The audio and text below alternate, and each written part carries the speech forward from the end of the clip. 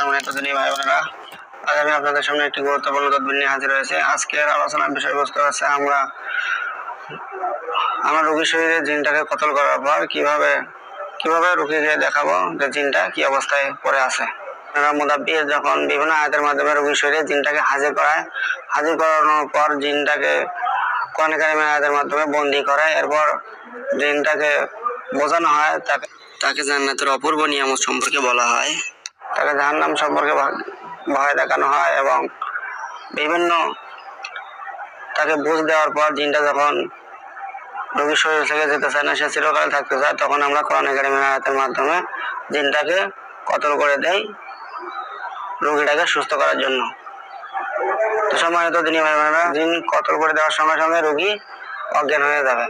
রোগী অজ্ঞান হওয়ার পর রোগীকে কিভাবে আপনি জ্ঞান ফিরাবেন এ বিষয়ে আমি একটা ভিডিও বানাবো, আপনারা ভিডিওটা দেখে নিন।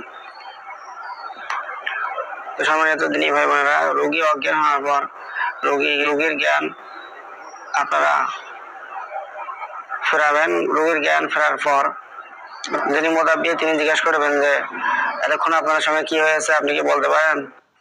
যদি রোগী বলে যে না এতক্ষণ আমার কি হয়েছে আমার কিছু মনে নেই, তাহলে আপনি রোগীকে সাহস দিবেন যে আপনি ভয় পাবেন না, আপনার গায়ে একটা দুষ্ট দিন ছিল, আমরা আল্লাহর কোরআন কারীমের আয়াতের মাধ্যমে তাকে মেরে ফেলেছি, আপনি কি তাকে দেখতে চান?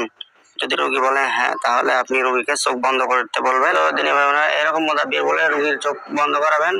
রোগীর চোখ বন্ধ করার পর মুদাব্বির আল্লাহর কাছে মনে মনে নিয়াত করবেন যে আল্লাহ, এই রোগীর শরীরে যে জিনটা, যে অবাধ্য জিন ছিল, আপনার কোরআন কারীমের আয়াতের মাধ্যমে আমি তাকে কতল করে দিয়েছি, এই দিনটাকে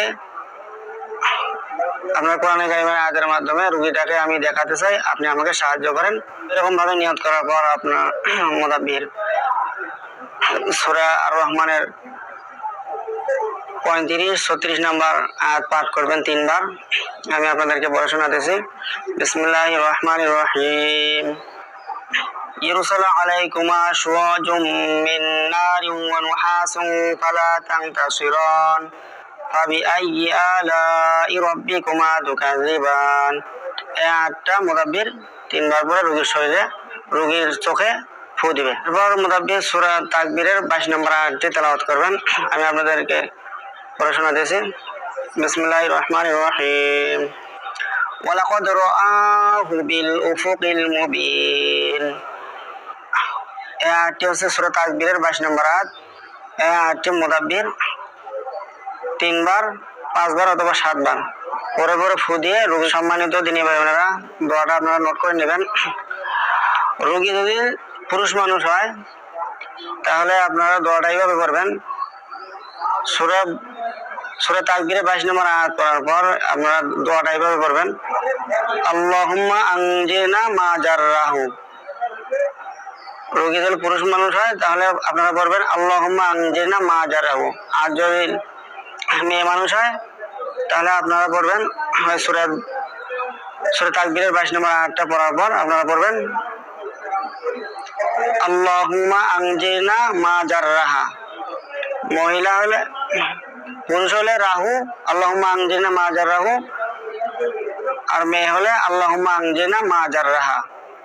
এই আয়াতটি 5 বার 7 বার পরে আপনি রোগীর চোখে ফোন দেবেন এবং জিজ্ঞেস করবেন যে আপনি কি কিছু দেখতে পান?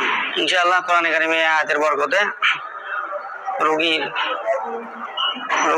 শরীরে যে জিনটা ছিল, ওই জিনটা কি অবস্থায় কোথায় পড়ে আছে, সে রোগীটি জিনটিকে দেখতে পাবে। তো সম্মানিত দিনী ভাই বোনেরা, এই কাজগুলো করার জন্য অবশ্যই মুদাব্বিরকে হালাল রুজি ভক্ষণ করতে হবে, 5 ওয়াক্ত নামাজ জামাতের সহিত আদায় করতে হবে এবং এই কাজগুলো করার আগে তাকে শরীরকে আগে বন্ধ করে নিতে হবে। তো সম্মানিত দিনী ভাই বোনেরা, এই ছিল আজকে আমার তদবির।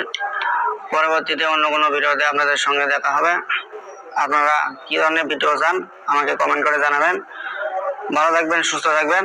আসসালামু আলাইকুম ওয়া রাহমাতুল্লাহি ওয়া বারাকাতুহু।